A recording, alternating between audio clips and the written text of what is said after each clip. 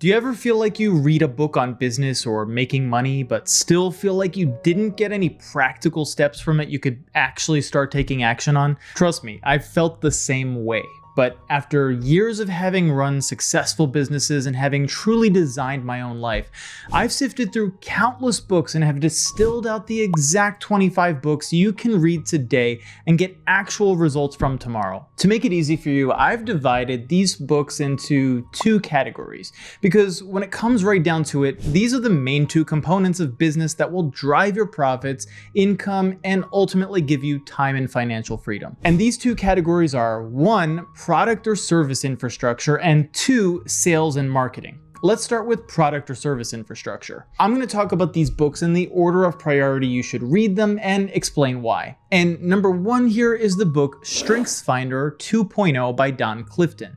Now, the reason I recommend starting with this book is related to why I name this category product or service infrastructure. Before we start executing on our money-making plan, we need to build a solid foundation. When I started my first business, I was some nerdy academic, still am, who didn't understand how to relate to people at all. And the business I was in was heavily based on front-facing sales, as in lots of face-to-face prospecting and appointments. And so, although I'm a huge proponent of getting out of our comfort zones and learning new skills, if our goal is to make the most money in the fastest and most efficient way, learning an entirely new skill set and building a business around it doesn't make much sense. And that's where this book comes in. As we're getting started growing our income or just starting a new side hustle, we want to learn what our biggest strengths are and how to best utilize those strengths. The problem though, many of us are unaware of what our true strengths are. Through a comprehensive analysis, this book will help you analyze your strengths on 4 dimensions: action-oriented abilities, cognitive abilities, belief-based abilities, and people-oriented abilities. After you get clear on those, then and only then should you start designing a business plan. The next book you should read after that one is The Unfair Advantage by Ash Ali. So many of our objections to becoming rich or starting a business is that we don't have the connections, the capital, or the right location, etc.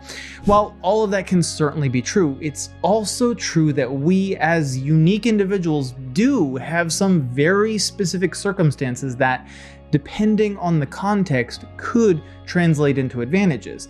Just as in the previous book I mentioned, that could be certain skills we have, but it could be some form of valuable assets, knowledge and education, location and timing, interpersonal skills, or prestige and social connections. And there are 2 pieces of good news here that Ali points out.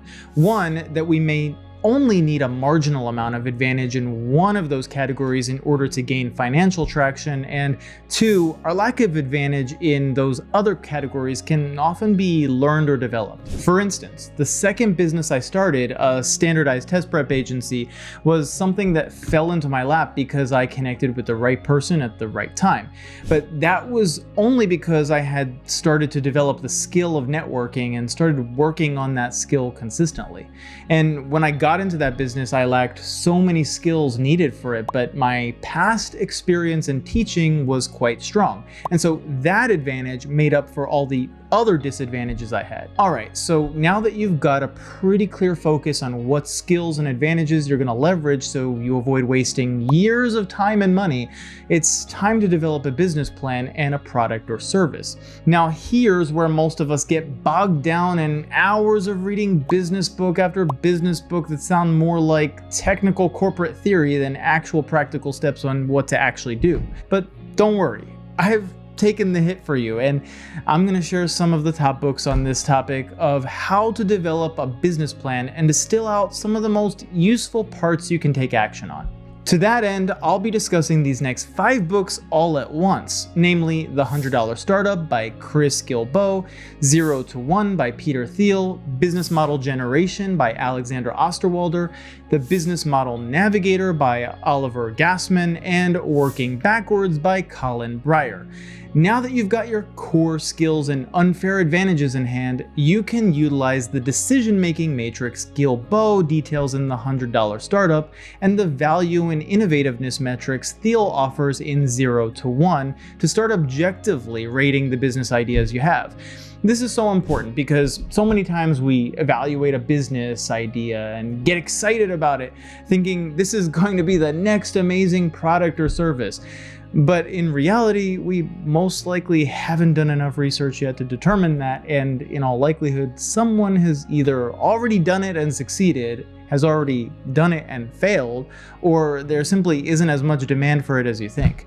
The metrics provided in these two books allow you to shift from your own biased evaluation of the business concept to a more objective one. But what if you don't have any good business ideas in the first place? What if you just don't know where to start? I feel you, and we've all felt this way at some point. That's where the books Business Model Generation, The Business Model Navigator, and Working Backwards come in. In Business Model Generation, Osterwalder presents a business model template with 9 elements for a successful business. Similar, I might add, to one of my favorite books by Josh Kaufman, A Personal MBA, but a bit more focused and streamlined for the purpose of building a business plan. The Business Model Navigator is similar to Kaufman's 10 Ways to Evaluate a Market, which is available online. But it specifically analyzes components of different existing companies' business models and what makes them work well. In fact, if you're really lacking inspiration, this book also has a corresponding website you can check out with 55 different business model types you can explore.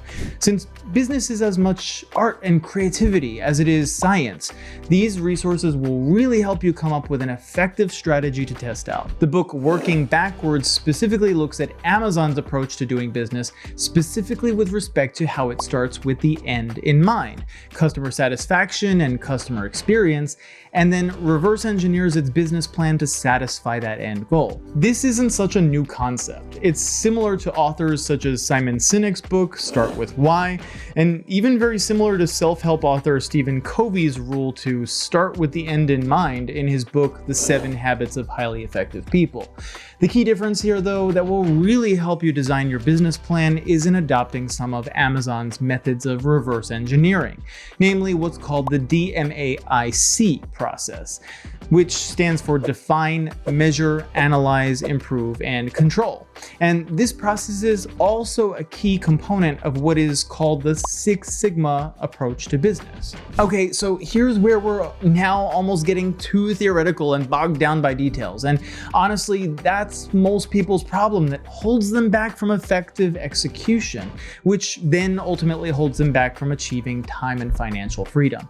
Most of us are reading all these high-level books that mostly really apply to big companies or business management principles we'll need when we've grown our business to a certain size.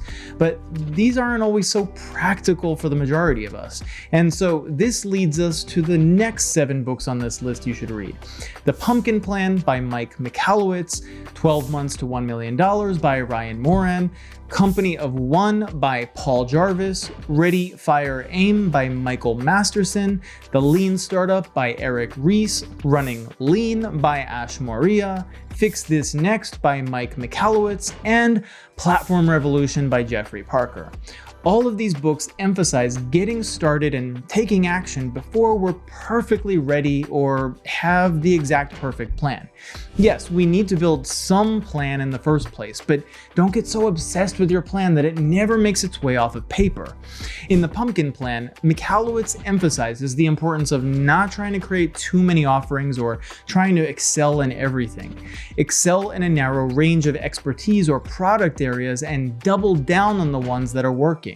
Focus on the skills you're good at and gradually outsource your weaknesses. For example, if you're good at copywriting but suck at creating the automated systems required for the service you're delivering, consider finding a business partner or hiring someone who's good at that skill instead of trying to do everything yourself, only to create a mediocre result. This is a mistake I've made too often myself. If you want a step-by-step framework of what kind of business or career would be a great fit for you, then check out the pinned comment below for my free life orientation guide.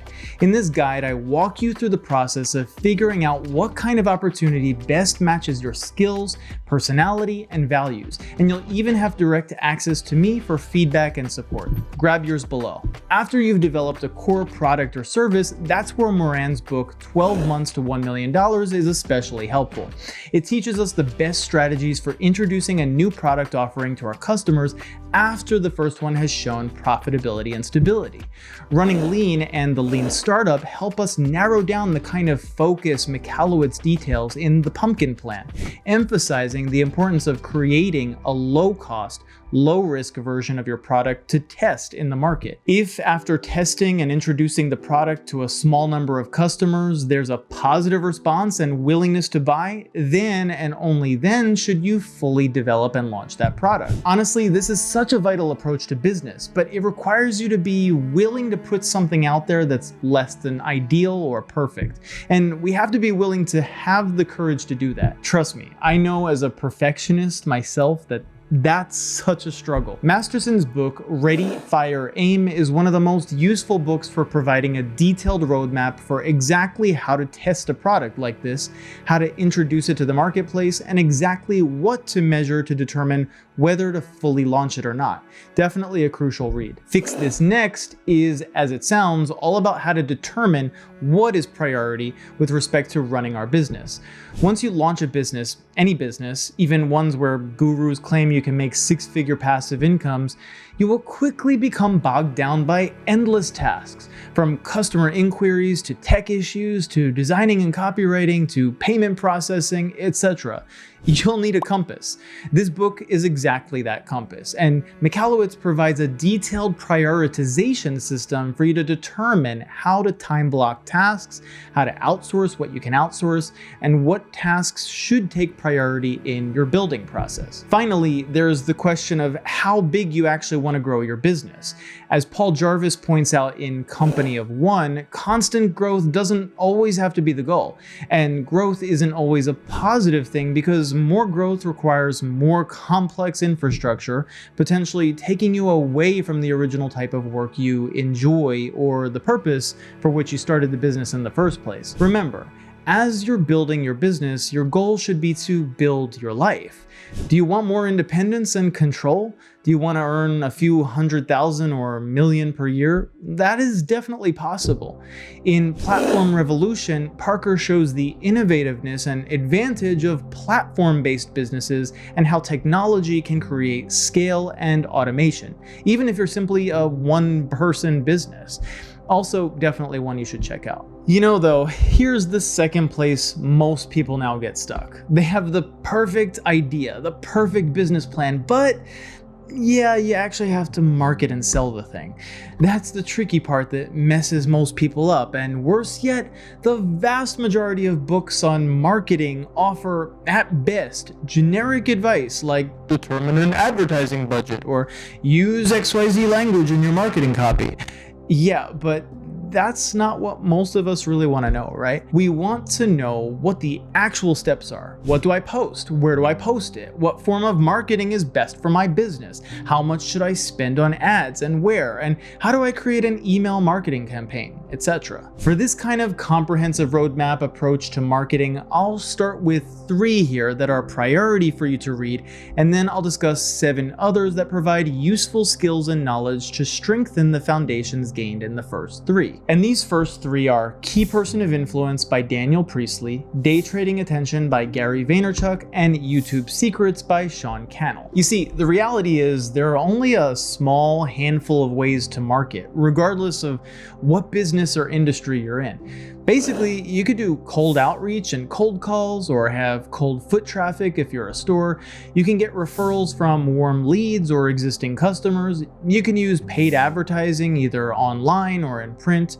You can do SEO or pay an agency to do it for you, or you can create organic content, which costs you $0 or at least very close to $0. To that end, Priestley's book, Key Person of Influence, is all about personal branding. And especially if we're just starting out in business or continuing to build a business, building a personal brand has now become indispensable for building a business brand. Personal branding makes whatever other form of marketing we're engaged in work so much better and more efficiently. Fortunately, instead of a bunch of theory, Priestley lays out a 5-step framework for doing so, which he labels the 5 Ps: profile, product, publish, pitch, and partnership. Definitely dive into this book first. As of recording this, Day Trading Attention by Gary Vaynerchuk has not been released yet, so why the heck am I recommending it here? One, because it's a follow-up to and modeled after his original book, Jab, Jab, Jab, Right Hook, which essentially builds out a detailed social media marketing plan for business owners. And 2, based on what I know about this book so far, it lays out a comprehensive funnel building strategy for business owners as well. Definitely hats off to Gary Vee, because many of the other biggest names in marketing provide nowhere near the level of depth in terms of concrete marketing steps that Gary Vee provides. If this book is anything like the first one, you'll learn from this book how to actually turn your social media content into money. Which takes us to the next of these 3, YouTube Secrets by Sean Cannell. Having participated in some of Sean's courses, and I'm not promoting them here, nor am I an affiliate, I can honestly say his knowledge is really valuable. In this book, he outlines the steps on how to take your existing business or any new business you have and utilize YouTube content to generate traffic to your business. Again, it's a step-by-step approach, not just theory. And the plus is that most of the principles laid out here apply not only to YouTube, but to platforms like TikTok and Instagram as well. So definitely worth the read. Okay, so the last 7 on this list, as I said earlier, will further strengthen the foundations and roadmaps laid out in these first 3 books, because once you've started using these strategies, you're going to need to do things like build out email campaigns, create ads, create landing pages and sales pages, and all of these books will help you effectively accomplish these and more. The first one here is Expert Secrets by Russell Brunson. Similar to Priestley's book, Key Person of Influence, Brunson emphasizes finding a niche within a niche. Niche down so much that nobody can copy you.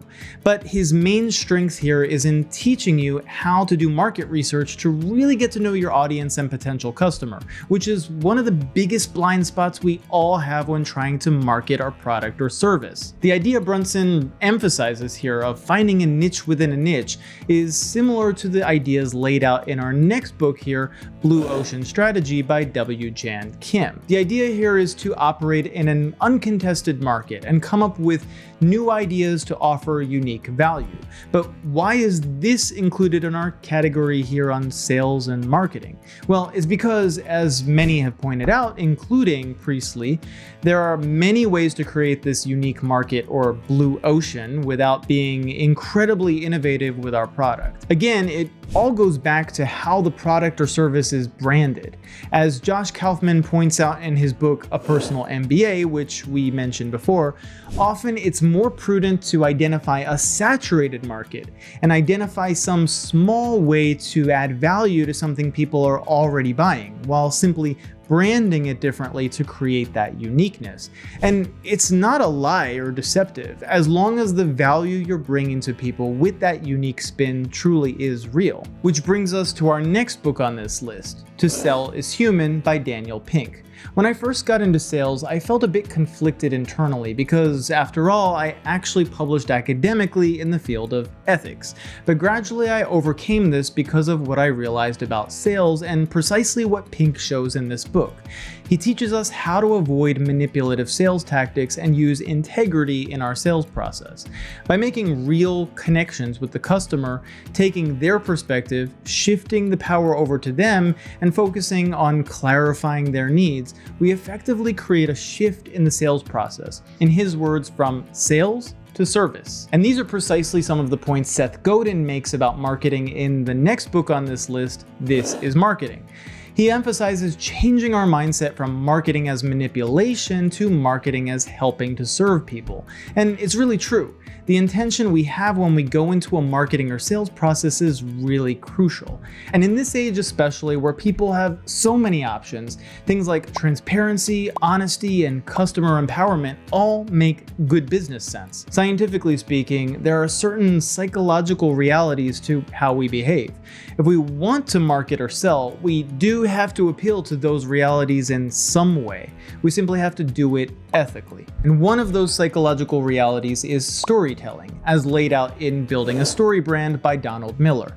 Humans, he emphasizes, think and build their identities through stories. And this is absolutely true from a psychological standpoint. So if we're going to build a brand, we have to constantly be telling stories about our brand and involve our customer in that story. In this sense, this book is extremely helpful. For example, if you're going to do any design of a sales page or do any copywriting or video advertising, as you're building out your marketing strategy, including your content, ads, email campaigns, or even cold outreach, you'll want to use our next book, The 22 Immutable Laws of Marketing by Al Ries, as a sort of guidebook for yourself.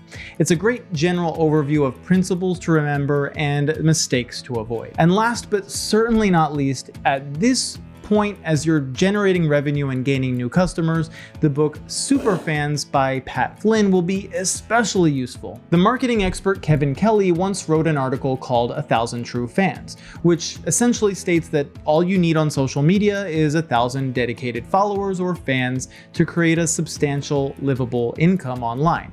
And this is a point Flynn echoes here. He emphasizes that as your customer base grows, it's important to identify your top customers. Quality of customers, he states, is more important than quantity, but the path to creating these fans, he states, takes work. 1. Create value. 2. Provide a personal connection. 3. Foster community. 4. Create memorable experiences. And 5. Get your fans involved in guiding the direction of your business. With all the books we've overviewed here, you now have a solid foundation for creating sustainable wealth, regardless of your current wealth status, locations, connections, or anything else. Now your task is not just to read these books, but to take action on them. Which ones will you get started with first? And what projects are you looking to start or are you currently working on? I'd love to hear about them in the comments, and if you want to keep leveling up your critical thinking to control your life, then be sure to watch this next video.